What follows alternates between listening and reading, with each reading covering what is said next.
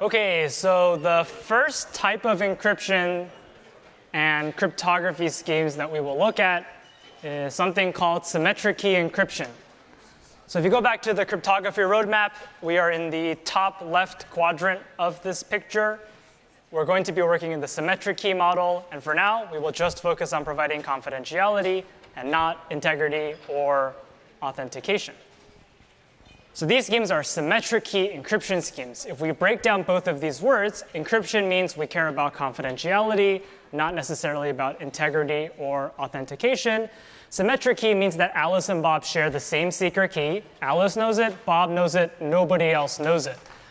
And for now, we will not think about how they get such a shared key. You can assume the cryptography gods have come down from above and blessed Alice and Bob with a shared key. And later, we will see how they actually come up with such a key.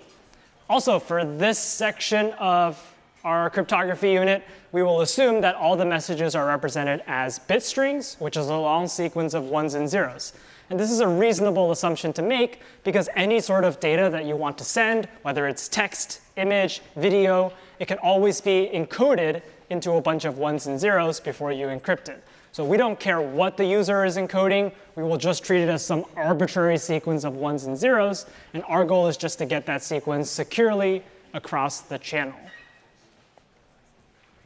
So as a reminder for what the definition of symmetric key encryption looks like and what we are trying to design in this section, we want to fill in these two boxes. We want to design an encryption algorithm and a decryption algorithm.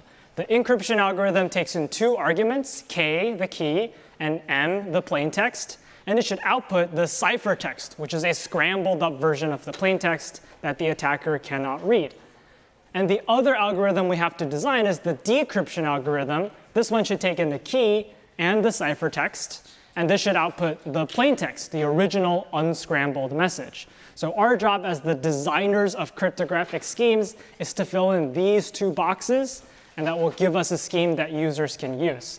Sometimes people also define the key generation scheme, which says how Alice and Bob come up with these two keys to begin with. But for today, we will assume they've been blessed with a secret key that no one else knows. So we will focus our attention on the encryption and decryption.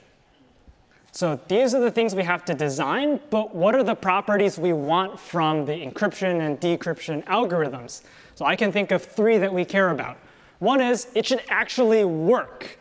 And what I mean by that is if you take a message and encrypt it with some key, and then Bob decrypts it with the same key, you should probably get the original message back. It would be very silly if Bob decrypted the ciphertext and got a different message back.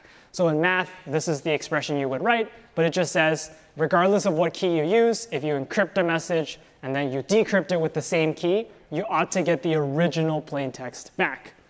Something else we care about is efficiency. We're not really going to do any mathematical analysis of this, but we do want these algorithms to be reasonably fast so that users will actually use it. So remember, consider human factors. If we build encryption and decryption algorithms that are horrifically slow, users are just not going to use it. So we need some level of efficiency. We won't define it too carefully, but we can't build things that are absurdly slow. Users just won't use it. And finally, we want some security, and we already said the definition here is confidentiality.